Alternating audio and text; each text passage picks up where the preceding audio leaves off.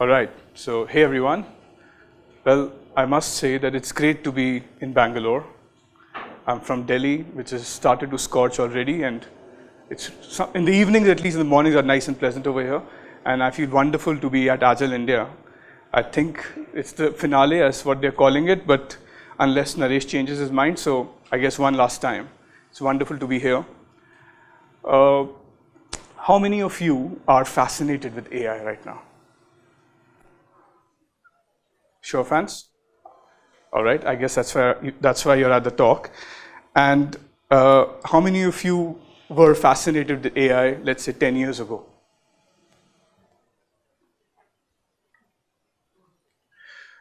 Cool.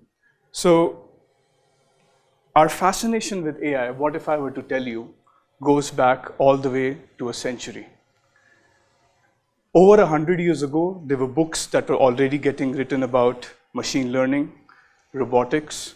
There were movies getting produced. Imagine a distant future where there was a factory owner who created a robot that used to look like the working class leader, and it created a uproar and chaos and revolt in the city.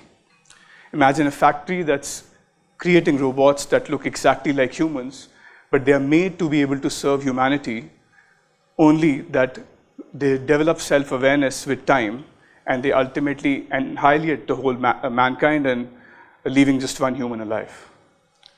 Or imagine a story where a robot is developed so that a mother who doesn't have a child can actually have a child who is programmed to have feelings for his mother. All these concepts have been getting explored over the past century, and I'm sure many of us may have seen Small Wonder, right? Do all of you know what the character name is in that series? Do you know what the full form of Wiki is? So I was looking it up just before this, It's voice input child identicant. So we've always been getting fascinated with AI.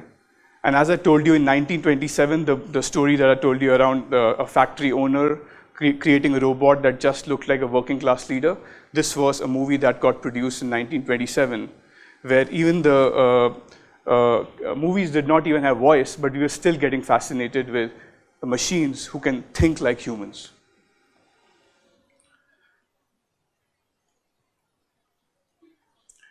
In 1950, this book came, I, Robot, and it spoke about several things. Amongst that were the 3 laws of robotics, which interestingly, even as of today, the AI safety is based on the foundation that was set up, that was spoken about in that book, which said a robot may not injure a human being or may not cause harm to a human being. A robot must obey the orders given by human beings unless it conflicts with the first law. And a robot, or replace it with an AI, must protect its own existence as long as such protection does not conflict with the first or the second law. So with that, what has changed? Then AI is now suddenly everywhere. All of us being fascinated with AI since the 1920s, having books talking about the 3 laws of robotics for 75 years ago. But suddenly now, in 2025, we are all talking about AI. What was that moment that suddenly AI is now kind of everywhere? Any comments? But what was that moment that it has actually allowed us to get productive with AI? ChatGPT. But why ChatGPT? Why suddenly ChatGPT came in our hands? Sorry? Yes, all are good thoughts. But if I were to say what has suddenly changed, in fact, the efforts have been going on for a long time, but the reason it is now finally in our hands is something that I'd like to explain with a principle that I heard first from at the MTV conference in 2023. It was called the toilet paper principle. Anybody who knows about it? What a toilet paper principle really is?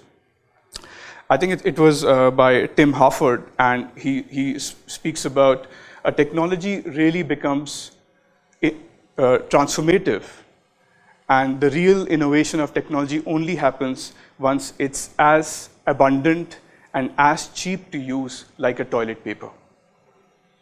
The commoditization of a technology. And AI, or artificial intelligence, machine learning, has finally, is it as cheap as a toilet paper? Probably not, or most definitely not. But is it going in that direction? I think yes. The computing costs have been improved by over 100,000 times over the past few decades. Can you believe that? In just a few decades, the computing costs have now been reduced by 100,000 times.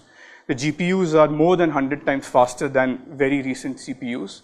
So with the hardware costs and the computing efficiencies have become so much that we are finally able, on a commoditization level or at a scale level, finally able to use AI, or finally able to use different aspects of machine learning or artificial intelligence. So it kind of becomes quite important, if this is the direction of travel, that we start to become friends, that we start to use AI as our friend, as our thought partner, as our collaborative partner. And in this talk, I'll talk a bit about how, if you're in product space or in a leadership space, we are trying to fix or resolve problems, how AI can be our friend. And I'll present that through several use cases. My name is Munish Malik. I work in product at Equal Experts, and we'll talk a bit about how AI is supercharging product management. So I think of AI like an extended brain that we all have available to us. Things that were beyond the limits of what one person could accomplish are now accessible. While there are several use cases that are there, I'll more specifically be going into 3 use cases that are quite important for product management. So area number 1, I'll be talking about boosting productivity and helping in decision making, and in the ambit of product discovery. Coming from, if any of you were in Todd's talk, I think that's going to fit very, very naturally into what I'll be talking about first, where the whole journey of discovery and market research and helping us to find out what the right feature to build is, how AI can help in that journey. The other use case that I'll talk a bit about is how AI can be our creativity and storytelling partner. A key trait of a product manager is to be able to inspire people by telling stories that make people attached or rally behind a vision that a product manager may have. So we'll see real life demos on how we could do that. And I also feel that sometimes we are in a position that we'd like to use AI for specific use cases. We'd like to use AI for certain scenarios and maybe some knowledge that we would prefer, and not the knowledge that is available at scale to the whole ecosystem, but rather provide AI with certain knowledge that we'd like the answers to be within that space. And that's what the whole RAG aspect comes in, retrieval augmented generation, but I'm calling it bring your own data, and we'll talk a bit about that. So with that, let's get started. So in boosting productivity and decision making, I thought I'll probably use a case, and through that case study or through that specific scenario, I'll try to explain how AI can be our supportive partner over here. So the context over here is that as a product manager, I'm exploring the opportunity to build a fitness app specifically designed for busy professionals. And the preliminary conversations that I've been a part of, and some short amount of user research that we've done, we've learned that the busy professionals are really struggling to get time for working out. And the challenge, however, this feels quite anecdotal, because this is only from the kind of people whom I'm interacting with. So before investing resources, before investing technology resources, manpower into building something like that, I would want to validate with the market that this is actually a problem worth solving. In addition to that, so for me to be able to do that, I would appreciate, as a product manager, as a business leader, that I can get validated market research that confirms that this is the right cohort this is the right demographic, this is the right user group, and which is giving me a considerable market opportunity. And as if you were kind of listening to Todd's talk, just identifying an unmet need is probably half the job done. You probably need to also validate that the market in that direction is also growing.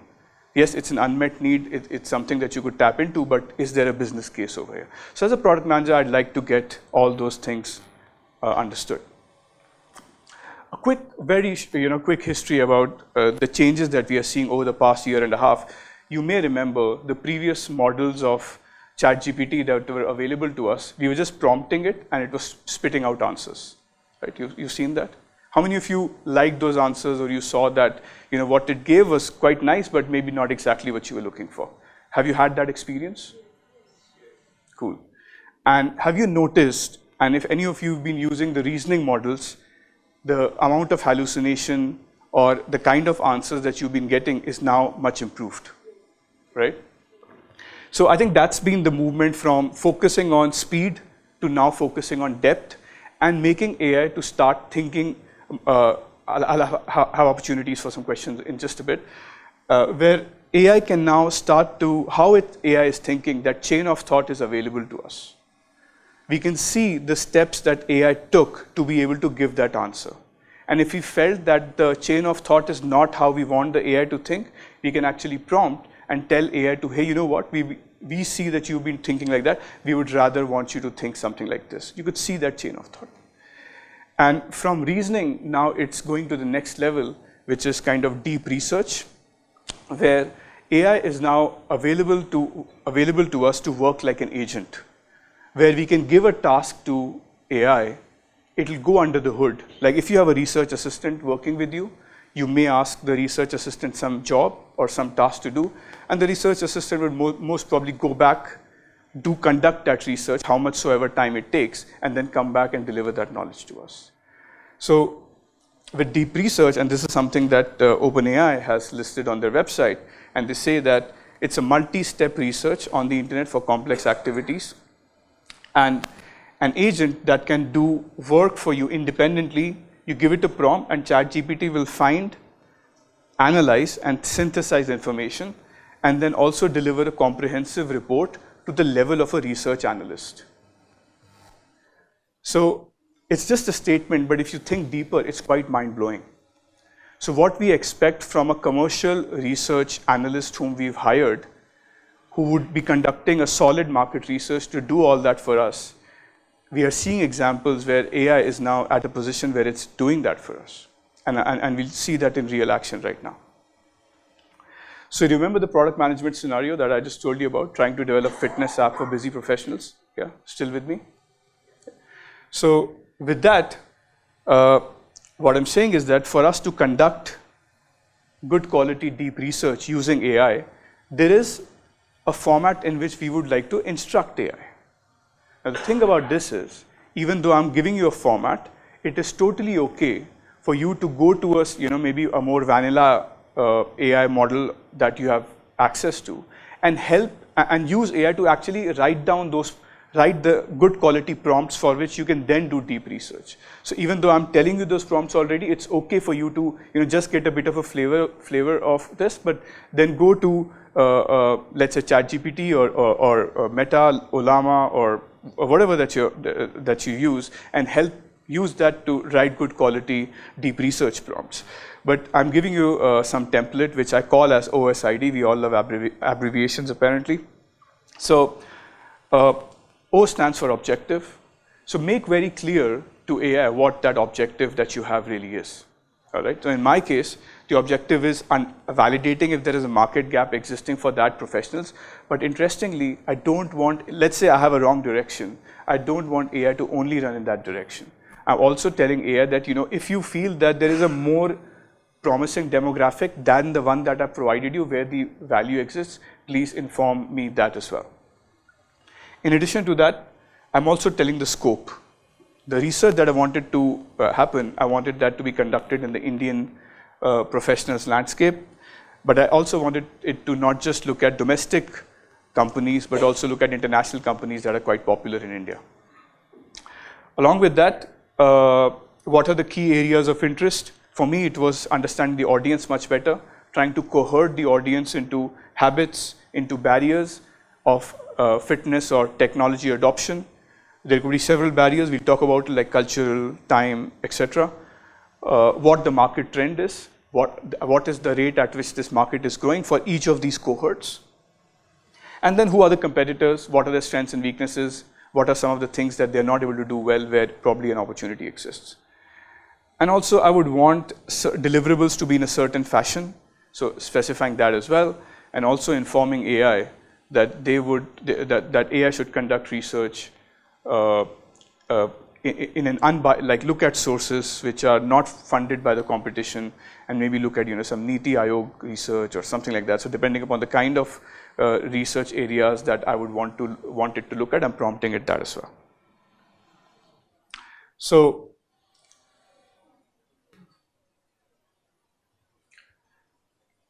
what we'll do is actually we'll look at some demos. So what I did was I went to ChatGPT, and you see this deep research. If you're on a paid plan, you'll get access to 10 deep research that you can do in a month. Why only 10? Anybody? Super expensive. I think probably I wouldn't be surprised if they're running this at a loss, because they're just trying to make people see what's available right now. Because the kind of computation that's happening, and I'll show you the kind of resources it looked up, it's mind-blowing. Probably to do the kind of research that AI did for me in 10 minutes was unbelievable, and we'll quickly take a look at that.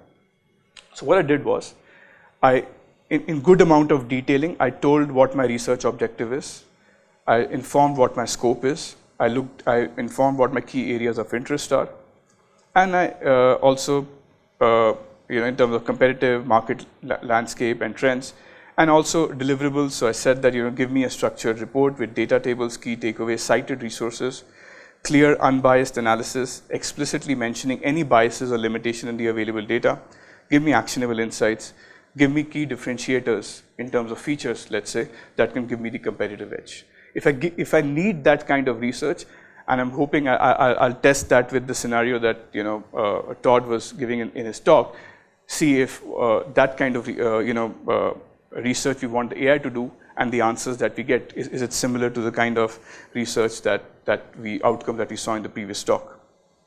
So I did that. AI asked me some follow-up questions. Do you already have specific fitness app categories? So I responded to that. Should I prioritize data sources from a specific organizations? Do you want a comparison of the pricing strategies? Would you like me to highlight opportunities for partnerships, etc.? So I gave them certain answers to those questions. And I've highlighted something because clearly it's a short talk. I can't go and present the whole research output to you. But this one took 6 minutes because I already did similar researches which took 10 to 15 minutes. So this time it already seemed like had a lot of those things available. So probably that's the reason it became a bit faster. But yeah, so this is the output. Target audience validation and unmet needs. It confirmed to me that the busy 25 to 40-year-olds form a substantial tech-savvy market segment. It speaks about that there's a lack of time is the number one reason that 30% of adults in India don't exercise, out of which 66% of women and 38% of men cited lack of time as the biggest barrier. 70% of adults in the age group of 30 to 50 admitted that they're struggling with motivation to exercise. Think about it, right? I mean, for you to go to a gym or for you to be able to turn up some kind of a virtual app on your phone, people don't have time and availability to be able to stop what they're doing and do all those activities right now. Again, quite comprehensive. It gives me technology adoption. It provided me the unmet needs and opportunities. It gives me some key unmet needs, for example, like time-efficient workouts. Since lack of time is the top barrier, there's a demand for workouts that can be done in 5, 10, or 20 minutes. And it gave me links to the sources from where it's citing all these research, all the market research from. It also presented holistic wellness ideas that 48% of employees report struggling with mental health issues. There was also another statistics around burnout. It talks about female users' needs. Interestingly, if you remember, I also asked it to give me some other demographics or other target markets that might be lucrative as well. So it provided me youth, older adults, and it gave me a conclusion around this area. It speaks to me what the market size in India is expected to be, to reach 17 billion by 2030 with a compounded annual growth rate of 18.7%, which is unbelievable. It talks to me about the consumer behavior and trends. I loved how it did the competitive analysis to me. As a product manager, I have to do that a lot of times. Look at the competition, see what they're doing, see what their strengths are, where the gap really exists. So it at least as a first step, it gave me, Healthify Me. Hopefully people who are in India will know a lot of advertisements come. It talks about what their user base really is, what their value proposition is, and what the gaps are. So their strengths are local diet focus and personalized coaching, but the biggest gap, for example, gap with Healthify Me is that their overemphasis on calorie counting and weight loss. So probably people, don't appreciate, who don't want to be, so meticulous in calorie counting, but are looking for more holistic wellness. So maybe Healthify Me is not fulfilling that opportunity. And it talks about other like Fitter and Cult.fit, etc.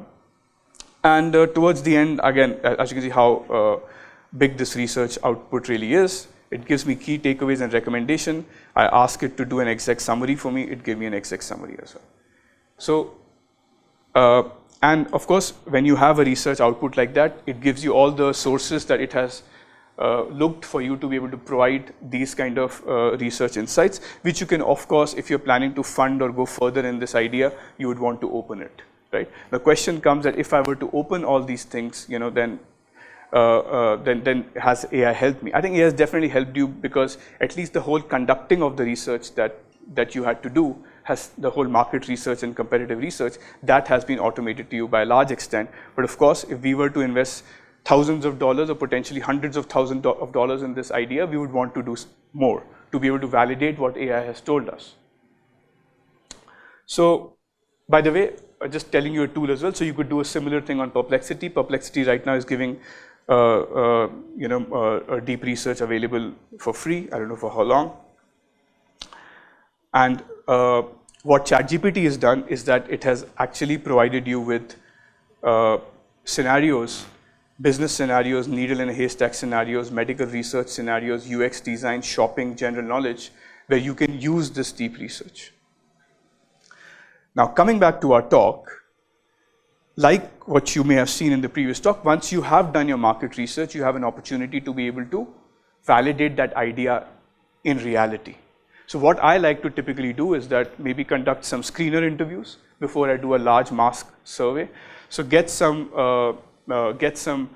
small sample size of 15 to 20 people of the kind of demographic I want to focus on, validate the kind of market research that has happened through screener interviews, have an AI tool listening to all those conversations and then recording those and summarizing those transcripts and highlighting common themes. So for example, lack of time during peak business hours, looking for budget-friendly solutions, preferring local language content. So maybe people in Maharashtra would prefer that the fitness apps talk to them in Marathi. People in Karnataka might prefer that the fitness app talk to them in Kannada. And these are the kind of nuances that I got to know through the market research that OpenAI did, and then I'm validating that through screener interviews. I'll just speed things up. You could refine your demographic and more importantly, check feasibility as well. As a business, are you then in a position to support this kind of analysis? And then design your main survey as well, of course. We're not saying use AI for everything, but yes, based on whatever you've understood, take a stab, create that survey, use AI to refine that survey. And then you can use AI to be able to create those multi-choice answers in the survey, make your survey, convert whatever you're thinking is to language sensitive or culturally sensitive. If you're planning to run this in different states or different countries, maybe how people might respond or interact with those questions will be differently. Run the surveys. There are tools like Qualtrics and SurveyMonkey that help you to run these surveys, and then as the responses come, helps you to analyze them. And any spammy responses that are coming, it automatically detects them for you. Any themes that are coming, it automatically spits out for you. And then through kind of using AI to analyze those results. And for example, when we did something like that for a side thing to be able to see how we can support all of this, it really helped us to go a one-step level because we presented some prospective features to those user group from where we conducted the survey, and AI helped us with, gave us top 3 features and the hypothesis that it felt that we are now ready to prioritize, which is if we introduce 15-minute guided yoga sessions with chanting in Hindi, Sanskrit, or a local language, then 50% of small business owners like Anuj will adopt this routine at least 3 times a week, finding it both culturally resonant and manageable with their time schedule. So by following this process in terms of market research, conducting surveys, analyzing screener interviews and surveys, triangulating at every point in time, whatever we are getting, we're also triangulating that with the market research and with the user interviews that we conducted in person. So I don't know whether you see this or not, we have kind of built some kind of a partnership with AI helping us navigate through this journey, and we continuing to validate what the AI is telling us through conversations, through interviews, through surveys. All this can take a very, very long time, but with AI, as you can see, it can really help you shorten this discovery cycle to a large extent. I'll move on to the next use case that I wanted to talk about today, which is enhanced creativity and storytelling. And as I said, as a product manager, that's something that is highly valuable and something that we need to do quite often. And I'll present that to you with 3 such tools and the use cases, rather, for which I'm using these tools.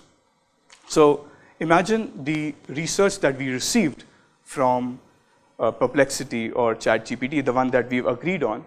We want that to be presented to our stakeholders or our investors.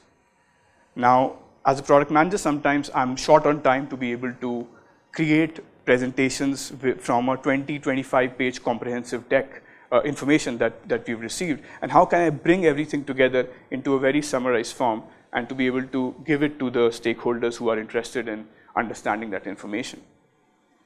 So a tool that I'm kind of, there are others available, but the one that I'm using to explain this is called Gamma, where what I did was, just in the interest of trying not to do something very different from what we've been doing, I took the exact research that Perplexity gave me and I just copy pasted it here.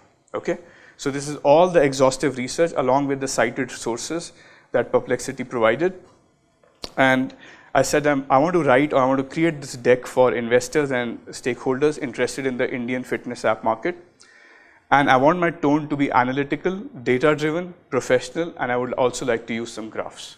Okay, so I'm using AI to be able to provide the research that a deep research has given it me, giving it back to AI, giving it a tone, giving it some structure, and then I ask that, okay, create a deck for me.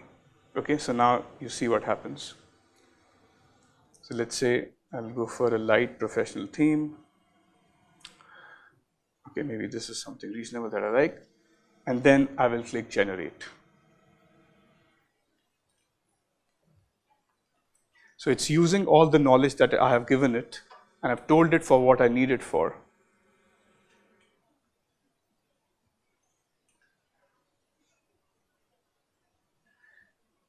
I don't know, my mind just blew away when I saw this. That all the things that I had in my mind for which I wanted to extract the right elements and present it to my investors, present it to my stakeholders. Of course, I'm not saying run this blindly, but at least AI has given you a start where you had all that research, it has condensed that for you. Of course, you can change, edit, add some more slides, do some changes with it. But I find this quite useful to be able to, not always worry about, how can I present, how can I create some stories. So it talks about the fitness market app in India. It talks about its market size and growth. It talks about, the target audience validation that we are doing and confirms that the audience that we had in mind is a viable market. Preference for flexible solutions. Mixed routines, 40% prefer digital in-person, gym challenges, time constraint, data, gym memberships, adaptability. It talks about the technology adoption, emerging fitness modalities, competitive landscape, identified market gaps, differentiating opportunity. I love this fact that it's also giving me some ideas in terms of maybe create ultra efficient 15 to 20 minute workouts, give some contextual, adapt to solution, schedule and location, and also maybe some hybrid models. It's given me some recommendations as well. So in a short amount of time, the research that I had with me, I tried to use it and convert that to something that I can explain and hopefully make the research palatable. I guess that's the word that I was looking for. How can we make our ideas, how can we make the information that we have more palatable to people? Then, have you all ever been in situations where you're trying to explain your ideas to people, which is just kind of hand-waving, right? I mean, yes, you can draw and you can scribe, but wouldn't it be amazing for us to be able to show our ideas in motion? Let's say even in video. Do you think that'll help? People are writing user stories, but you look at user story, most of the user stories are just content. It's just like, spitting out all those words, and then you're trying to paint a picture. Okay, how is that going to go? Of course, you can have a designer to help you out, but what I'm trying recently is I'm trying to create images and I'm trying to create videos of the concepts that I would like to communicate to my team. So in this specific instance, the ideas that we were exploring was, how can we give busy professionals, giving them some fitness-related activities during their workplaces while they're doing their job. So there is a tool called Sora that is available through ChatGPT, and I prompted it that I want to have a busy office, natural daylight, and a man in a professional formal clothing is doing some kind of jumping jacks or squat exercises. Of course, I'm not saying you do it. I don't want your clothes to get torn. But the idea behind this is that the thoughts that you have, you can now prompt to tools that are available for you and hopefully see how would that look at in action, and then to be able to convey your thinking to others. I did that similar for another, kind of a use case where, let's say there is a boutique shop in India, and the young Indian woman who is a store clerk in the boutique shop, she has some free time, and maybe there is an app or there is something that's guiding her to do some kind of a jumping jacks or some kind of exercise during the time that she's free, and hopefully I can explain that through some videos or through some visualization. This morning I wrote a prompt. Imagine Naresh Jain is sitting on a pigeon and flying over Bangalore. It actually created a video for that, but I don't want to show it to you right now, but maybe after this talk. And then I don't know whether you've noticed that we're using a lot of innovative images in this slide for me to depict my thinking, right? And I use Midjourney for that because I think picture speaks 1,000 words, and if we have a tool that can help convert our ideas to pictures, then I use that quite often. And all the images that you're seeing in this deck are something that we've created using Midjourney. How are you doing on time? 15 minutes. Cool. I think we have time. No, Sora. The third use case that I'm becoming a very, very big fan of, which I'm calling it BYOD, industry calls it RAG, which is retrieval augmented generation, and BYOD is bring your own data. What do you prefer? BYOD or retrieval augmented generation? Yeah. So I'm just calling it BYOD, and the idea behind this is that could we fine-tune the AI with our own data sources instead of relying on generic models that are available to us? I don't know if you are in a situation like this, but many a times I prefer that there are certain kind of knowledge sources from where I would like to consume information. And if I'm interacting with AI, I prefer that those knowledge comes to me from those trusted sources. Even my own knowledge, we've been learning for years and years, but we are always relying on our subconscious mind to be able to tell us the right thing at the right time. Think about it, right? But what if we can then create an AI model and give it the instructions and make them operate under those knowledge sources? So I do a lot of work in design thinking and design sprints, and I read a lot in that space. I conduct my own workshop. We've got a mini design workshop in the second half today.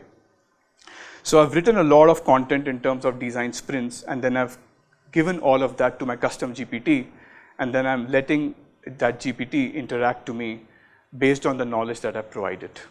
Okay, so if we have time, I'll demo that to you as well. But for instance, this is a GPT that I've created, Design Sprint Sensei, and then I've given it certain, the kind of knowledge that I've been working myself, and I've provided it to this custom GPT, and then I've instructed it in a way that it gives me answers based on the knowledge that I've provided, and not anything under the sun or anything else that typically AI would give you. Even better demo is something that I'll tell you about right away, and then we'll see both of them. People know Chris Matz? Yeah, some people. Yeah. So Chris is industry leader in the Agile space, real options. He has done a lot of work in terms, kind of risk management, Agile coaching. In fact, the given when then, which many of us might be using it, was kind of something that Chris and Dan together had co-founded as a part of the BDD process. So I've been working with Chris while I was at UBS. And something that I enjoy working with Chris a lot, where a lot of ideas or a lot of product thinking that I had, I used to discuss with Chris and get a lot of good advice. So I said, now I don't no longer kind of directly working with Chris, but of course we have an AI learning group where we try a lot of things. And so that's Chris and me. And I was wishing that maybe if I had Chris for more amount of time, we could really work together on a lot of things, especially in the product space. So what I did was, Chris has written a lot of things. He's written a book. He talks about, I interact with him every week. So I took away all that knowledge that he has and tried to create a bot. And I'm wanting that bot to talk to me like how Chris does. So I'm going to let Chris himself introduce that bot. So I invited Chris to the talk and made a video because I'm not sure about the Wi-Fi. So let's see what he says. I've asked him about his experience or his inputs in AI and product, and he'll talk a bit about the bot as well. Hi, Munish. Hi, all you product curious individuals out there. So Munish asked me just to share thoughts on AI and how it's going to affect product. So the answer is massive. It's going to be huge impact. And I think the big difference with AI compared to other techniques is other techniques, the technique tells you what it's going to do. The problem with AI is that it just does everything, does loads of stuff, not everything, but just so much stuff that it feels like everything. And so my advice to you is to think of a problem that you're trying to solve, and then just ask what your favorite LLM how to help you solve that problem. And then as you get the answers, get it to drill down. So give me an example of an image. What would a screen look like for my product? Those kind of things, and it's going to be great for that. And so there's going to be two ways that it's massively going to disrupt. Number one is in actually doing product. It will be very helpful as a tool to help product managers. Notice I'm not saying that AI is going to replace product managers, but it's going to be a great tool for product managers. And the other is embedding LLMs into our products. And here's my prediction: in 2 to 5 years, the vast majority of the interaction people will have with products will be voice activated. It will no longer be via a screen. You won't be entering your details. You'll be having a conversation with an LLM that will actually get all the data and details from you.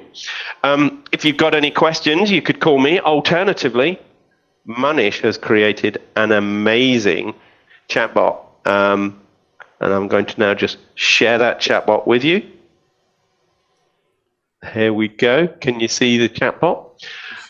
So this is the Papa Chris Matz bot, which is unofficial at the moment, but Munish and I are working on making it official. You can start off by asking it some questions like, can you explain the impact of culture on risk-taking in organizations? And it will answer as if it was me. It will give you a ranty, really angry answer to that, explaining how cultures have an impact. Alternatively, we might say, how might failureship impact product development? And here we go. There you go. Failureship, the gift that keeps on giving, mediocrity. Yep. So even got that snarkiness that I'm famous for as well. Anyway, thank you for listening, and I'll hand it back to you, Munish. Thank you. Bye. Cool. So yeah, as you can see, this is something that I've recently started to experiment with. But how can I get AI to operate in the manner, in the knowledge that I would prefer? And we'll do a real demo. So what I'm thinking about is that we'll open Papa Chris Matt's bot, unofficial, and we'll ask him some question in a voice mode, and let's see what he, of course, we're still working on getting Chris's voice, so you'll not see his voice yet. But maybe anybody has some questions that you'd like to ask Chris? Chris is an expert in real options, risk management, agile, product management, and impact of culture on effective outcomes. Okay, yeah, Sophie. Okay, let's ask him.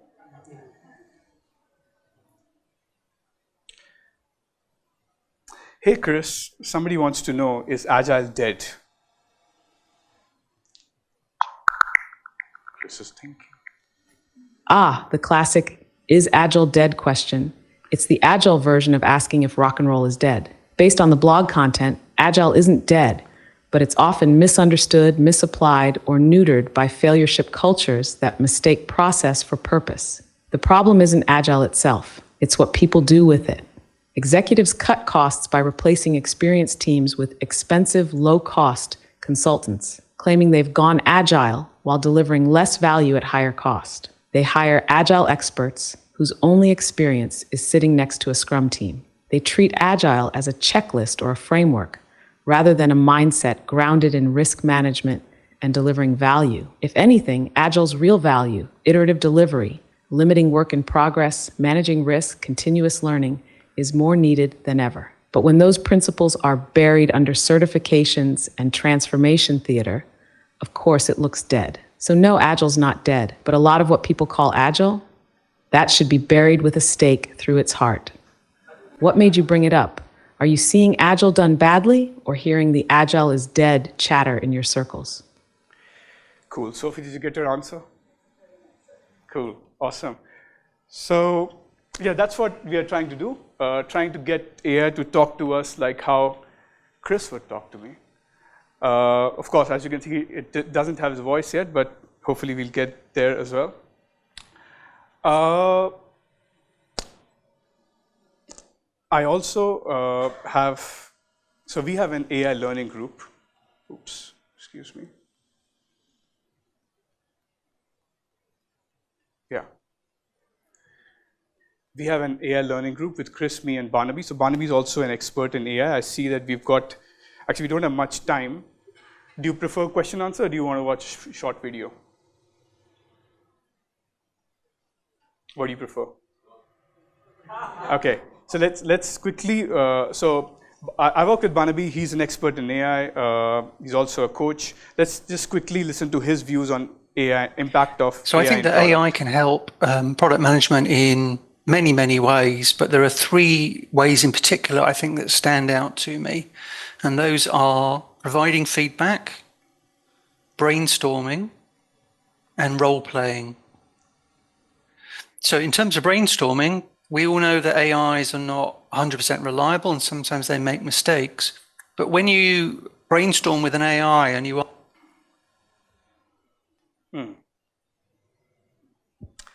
Thank you, Internet. I guess question answers. All right, that's me. Hopefully you got some value out of this. I can take a few questions. Are we at a point where we can trust the research? As in, I know it's expensive, and you're probably asking one, like ChatGPT, a specific research question. Where do you go from there? I mean, like if your research assistant didn't do a good job, you could fire them. But if ChatGPT didn't do a good job, like what are your validation sources? I guess that's what I'm saying. Two things. A is that when we get the research output, I'm calling it outcome, not calling it, so I'm calling output, I'm not calling it outcome for a real reason. So when you get that research output or you get that research available to you, if you noticed, there were several things that we did to validate that research, And then after we conduct screener interviews and we conduct surveys, the insights that we get, we triangulate that with market research, interviews, and the survey. So we are not saying the output that AI is giving you, just run with it. Of course, you have your checks and balances like we saw in Todd's talk as well, where he conducted the survey as well to be able to validate his hypotheses and to be able to see whether there was value going in that direction. Of course, AI can also help you conduct and analyze that survey as well. So that's what I'm saying. AI is kind of a partner. Think of it like a buddy whom you have. If you don't want, so I think that's the real answer. But yes, if you don't want to go in that direction, just look at that research. Even if you have a real research assistant working for you, most of the times you may want to validate some of those things as well. So yes, it gives you those sources. I by all means encourage people to read those sources. Is it at a point where it can do as good a job as a research analyst whom is available? I don't think we are too far away. Because we have experimented with a few scenarios in our AI learning group where we looked at research that was happening manually, and we looked at, that's why I said I'm happy to try out, we spend maybe 15 minutes with Todd to do the research that he did and then see whether the outcome that we get, is it matching to what he also gathered. So we could do that check. Cool. I guess we have time, or do we have time for more questions? Anybody else? Yeah. Did you mention that while we are doing the deep research to mention the data sources we want the AI to look at? Yes. So I think here is what I can give you a kind of a pro tip or a cheat code, as they say. It's totally okay if you're still in that journey where you're writing good prompts. You can always ask AI that, you know what, that's the kind of research that I'm wanting to do. Get into the reasoning model, ask it to be able to, what are the kind of sources that you think are unbiased, non-competitive funded, and things that I should be looking at. So, and you can then do it through various AI that are available to you. That should give you good knowledge of the kind of sources that, of course, you can ask it to do it, kind of ask it to look at unbiased, non-competitive funded sources itself. But, like she was saying that, can we take it on face value? Probably not. So it might be that if you know the sources, or if you found out the sources by prompting, then you can even offer those sources and say, you know what, these are sources that I'm giving you. Feel free to kind of look at some of the other sources as well, but then tell me those sources. Was there any kind of bias that was there in those sources? Who was funding those kind of research? So you can have a conversation with. Even if you do that deep research and the output that you get out of that, you can talk to that output. You can have follow-up questions that will not take money out of your deep research plan. Anybody else? Cool. All right. Thank you so much.